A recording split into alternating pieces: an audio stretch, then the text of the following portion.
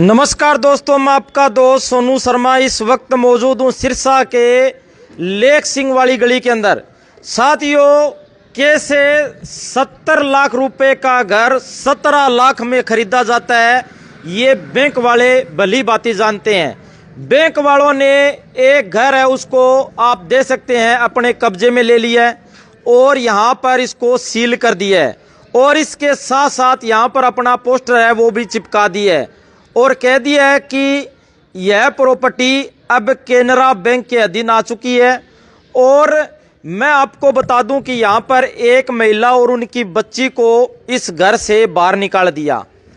साथियों, इनके पति ने लोन लिया था केनरा बैंक से और लोन ना भरने के कारण इनकी यह प्रॉपर्टी है वो बैंक ने सील कर दी। इनके ऊपर काफ़ी मुसीबत आई। इनके कहने के मुताबिक इनके पति ने इस प्रॉपर्टी पर लोन लिया था और वो लोन होते होते 17 लाख रुपए का हो गया था और इनके पति की डेथ हो गई थी कैंसर की वजह से। और बैंक वालों ने इनको ऐसा उलझा कर रखा कि इनकी समझ से बाहर हो गया। और उसके बाद में पुलिस प्रशासन के साथ बैंक के अधिकारी और कर्मचारी आते हैं और इस प्रॉपर्टी को अपने कब्जे में कर लिया जाता है। यहाँ पर आप देख सकते हैं इस घर को ताला लगा दिया गया, सील कर दिया गया और यहाँ पर पोस्टर लगा दिया गया। और ये प्रॉपर्टी 70 से 80 लाख रुपए की बताई जा रही है और बीच बाजार में मार्केट में यहाँ पर प्रॉपर्टी के रेट हैं वो काफ़ी अप हैं, लेकिन इनका जो लोन है वो मात्र 17 लाख रुपए का है। 70 से 80 लाख रुपए की प्रॉपर्टी मात्र 17 लाख रुपए में केनरा बैंक ने अपने कब्जे में ले लिया। कोई नहीं बोल रहा, कुछ भी नहीं बोल रहा, ना नेता बोल रहे, ना कोई समाज सेवी बोल रहा। एक विधवा महिला आखिरकार करे तो क्या करे, कहां तक लड़ाई लड़े। जानते हैं पूरी कहानी क्या है, पूरा मामला क्या है। हाँ जी, नमस्कार जी, क्या नाम है आपका? मेरा नाम सीमा है सर। हाँ जी, पूरी कहानी क्या है, शुरुआत कहाँ से होती है? शुरुआत 2013 में मेरे हस्बैंड ने लिया था लोन, तो लिमिट बनाई गई थी यहाँ पे। जैसे हमारा डिस्ट्रीब्यूटर का काम था, वेटनरी दवाइयों का काम था, तो फिर इन्होंने जैसे मेरे हस्बैंड 2015 में बीमार पड़ गए।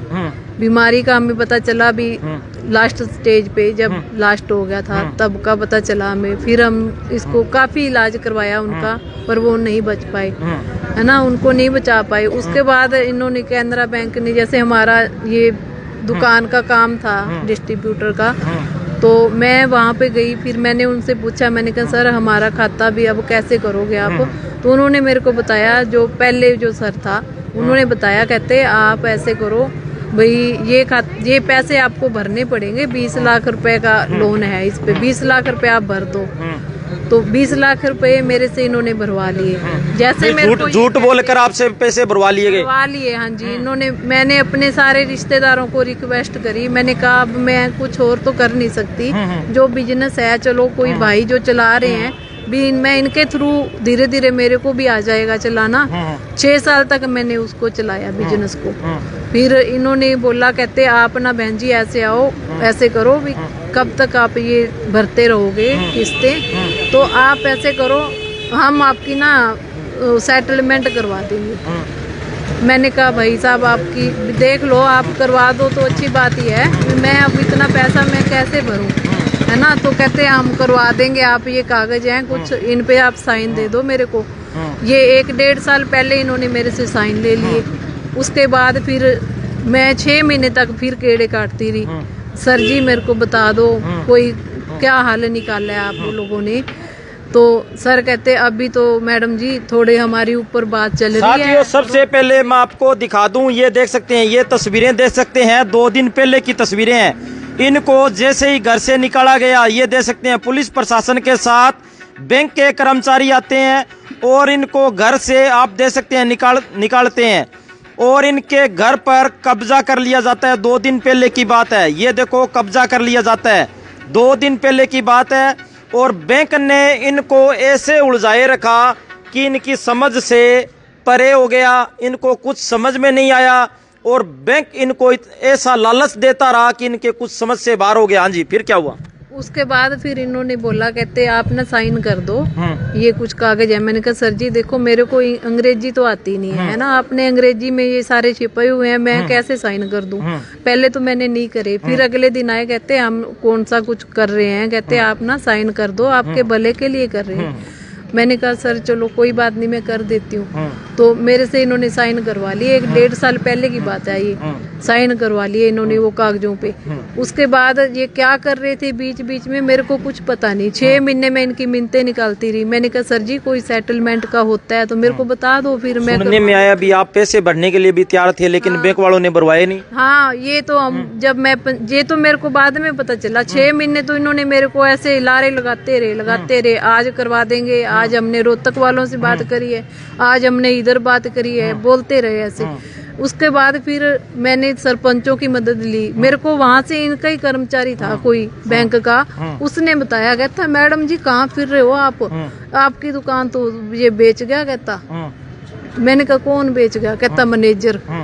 मैंने कहा अच्छा, मैंने कहा ऐसे ही बेच गया। मैं कहा मेरी ये छोटी सी बच्ची है, ये मेरे साथ थी उस दिन, गुड़िया मेरी साथ थी उस दिन, इसको छुट्टी थी, घर पे कोई था नहीं मेरे, तो मैं इसको साथ लेके गई थी। मैंने कहा ये इतनी छोटे बच्चे हैं मेरे, ऐसे कैसे बेच देगा अभी बिना हमें बताए।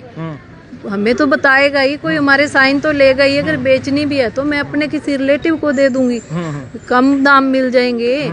बाकी मैंने पैसा देने से तो मना करा ही नहीं, मैंने तो देना ही है भी। मेरे को तो अच्छा, ये बैंक को पैसा देने के लिए तैयार थे, बैंक वालों ने भरवाए नहीं? भरवाई नहीं इन्होंने मेरे से।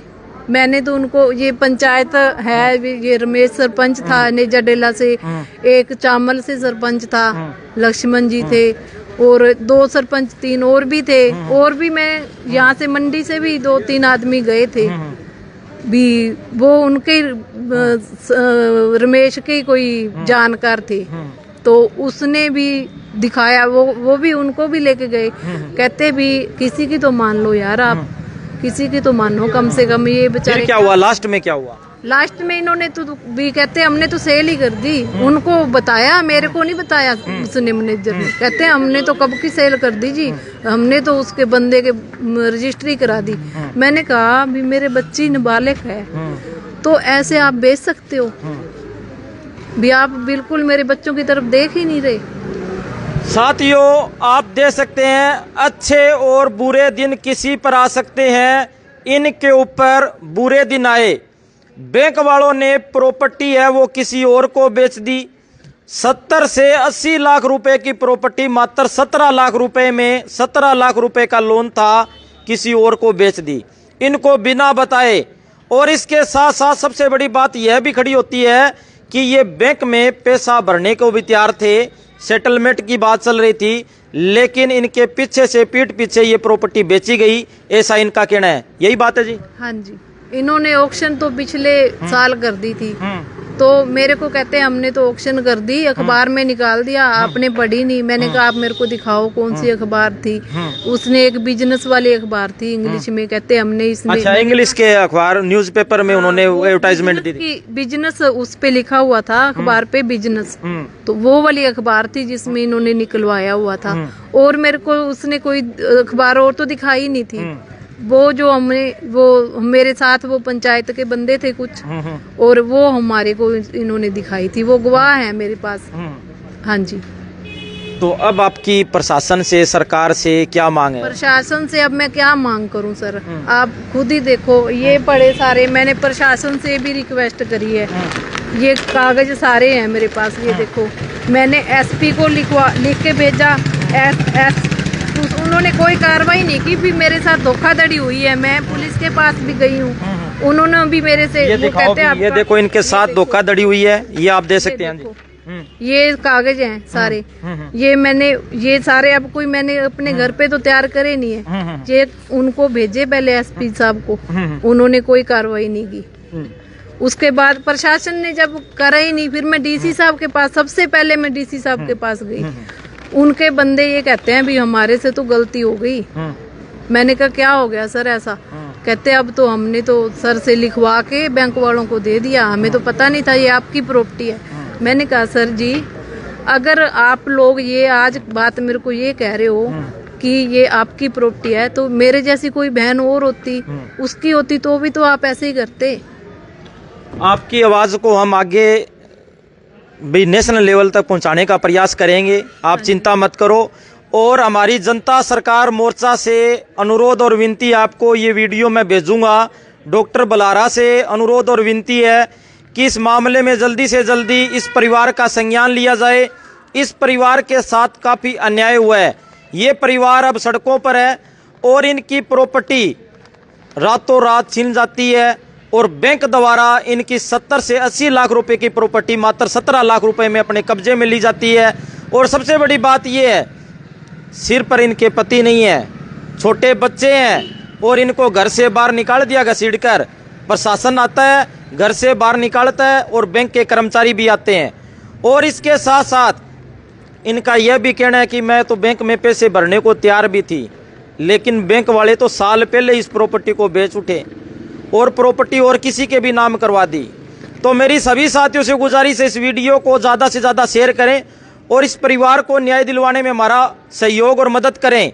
और मैं जनता सरकार मोर्चा से अपील करूंगा, इस परिवार से जल्दी आकर मिले और इनकी मदद भी करें। सभी साथियों से गुजारिश है, वीडियो को शेयर करें। हाँ जी, ये जब मैं डीसी के पास गई थी, ये डीसी के साइन भी हैं, उन्होंने बोला भी हमारे स्टाफ से मैं रिक्वेस्ट करूंगा। बहुत अच्छे से मेरी बात सुनी उन्होंने। मैं ये नहीं कहूंगी कि उन्होंने मेरी बात ही नहीं सुनी, उन्होंने बहुत अच्छे से बात सुनी। उन्होंने फिर उनको ही कहना था। मुझे ऐसे लगा भी इनको सबको इन्होंने पैसे दे रखे हैं, पैसे दे के इनके मुंह बंद करवा रखे हैं और इनसे ये काम निकलवा लिया इन लोगों ने और हमारा बुरा कर दिया। एक आम आदमी का कोई नहीं होता, बड़े बड़े उद्योगपति है, लाखों करोड़ों रुपए खाकर देश से भाग जाते हैं। और रही प्रशासन की बात, प्रशासन कहता है भी कोर्ट के आदेश हैं। कोर्ट के तो सुप्रीम कोर्ट के आदेश आए हुए हैं भी हरियाणा को पंजाब से SYL का पानी दिलवाया जाए और 2 साल पहले आदेश आए हुए हैं, लेकिन गरीब आदमी को तंग करना है प्रशासन और सरकार को। तो सभी साथियों से गुजारिश है, वीडियो को शेयर करें। धन्यवाद, शुक्रिया।